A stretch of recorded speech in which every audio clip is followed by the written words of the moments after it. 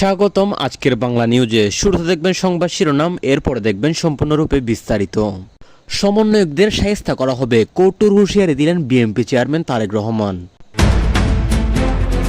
আওয়ামী লীগ ছাড়া সুষ্ঠু নির্বাচন অসম্ভব বললেন বীর মুক্তিযোদ্ধা কাদের সিদ্দিকী।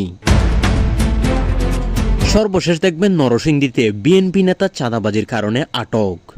এতক্ষণ শুনলেন সংবাদ শিরোনাম, এবার দেখবেন সম্পূর্ণরূপে বিস্তারিত। সমন্বয়কদের শায়েস্তা করা হবে, তারেক রহমানের কঠোর হুঁশিয়ারি।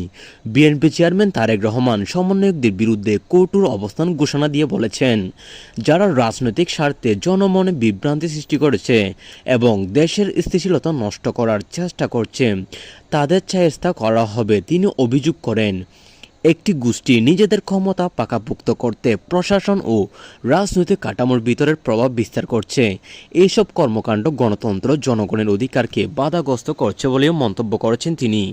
তারেক রহমান আরও বলেন, বিএনপি জনগণের ভোটাধিকার, গণতান্ত্রিক মূল্যবোধ রক্ষায় আপোষহীন থাকবে এবং অন্যায়ের বিরুদ্ধে রাজপথে কঠোর আন্দোলন গড়ে তোলা হবে। তিনি সেটি লন্ডন থেকে ফেরার পরই রাজনৈতিকভাবে বক্তব্য দিয়ে এই কথা বলেন। এই কথার অনেকে অনেক রকম প্রতিক্রিয়া জানিয়েছেন। অনেকে বলছেন সমন্বয়করা তো দেশ ধ্বংসের কারিগর, অনেকে বলছেন সমন্বয়কদের বিরুদ্ধে চলে গেল তারেক রহমান।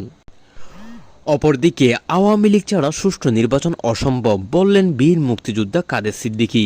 এই মন্তব্যে নতুন বিতর্ক। বীর মুক্তিযোদ্ধা কাদের সিদ্দিকী বলেছেন, আওয়ামী লীগকে বাইরে রেখে দেশে কোনো সুষ্ঠু, অবাধ, গ্রহণযোগ্য নির্বাচন সম্ভব নয়। তার মতে আওয়ামী লীগ বাংলাদেশের স্বাধীনতা সংগ্রাম, মুক্তিযুদ্ধ ও গণতান্ত্রিক রাজনীতির একটি অবিচ্ছেদ্য অংশ। তিনি বলেন, একটি বড় রাজনৈতিক দলকে বাদ দিয়ে নির্বাচন আয়োজন করা হলে সেটি জনগণ আস্থা পাবে না, বরং রাজনৈতিক সংকট আরও ঘনীভূত হবে। কাদের সিদ্দিকী মনে করেন, দেশের স্থিতিশীলতা ও গণতান্ত্রিক ধারাবাহিকতা বজায় রাখতে সব রাজনৈতিক দল অংশগ্রহণ নিশ্চিত করা অত্যন্ত জরুরি।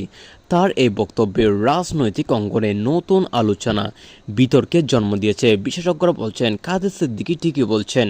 আওয়ামী লীগ বাংলাদেশ 1971 সালে স্বাধীন করতে একমাত্র সম্বল ছিল। তাদের যদি নিষিদ্ধ করে নির্বাচন দেওয়া হয় তাহলে সেটি দেশের ভবিষ্যতের জন্য খারাপ হবে। অপরদিকে নরসিংদীতে বিএনপি নেতা চাঁদাবাজির অভিযোগে আটক, এলাকায় তীব্র প্রতিক্রিয়া।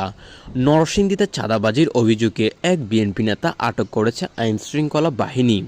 স্থানীয় সূত্রে জানা গেছে, ওই নেতা দীর্ঘদিন ধরে ব্যবসায়ী, পরিবহন, শ্রমিক, সাধারণ মানুষের কাছ থেকে জোরপূর্বক টাকা আদায় করছিলেন বলে অভিযোগ রয়েছে। এই ঘটনায় এলাকা জুড়ে ব্যাপক চাঞ্চল্যকর সৃষ্টি হয়েছে। পুলিশ জানিয়েছে, অভিযোগের সত্যতা যাচাই করে আইন অনুযায়ী ব্যবস্থা নেওয়া হবে এবং কাউকে ছাড় দেওয়া হবে না। রাজনৈতিক পরিচয়ে ঊর্ধ্বে উঠে অপরাধ দমনে কঠোর অবস্থান নেওয়ার কথাটা জানায় আইন শৃঙ্খলা বাহিনী। ঘটনাটি স্থানীয় রাজনীতির নতুন উত্তেজনা সৃষ্টি করেছে। তো এই ছিল আজকের নিউজ। আজকের নিউজটা যদি ভালো লাগে চ্যানেলটি সাবস্ক্রাইব করে দিবেন। এরকম নিউজ আমরা প্রতিনিয়ত আপলোড করি। ধন্যবাদ।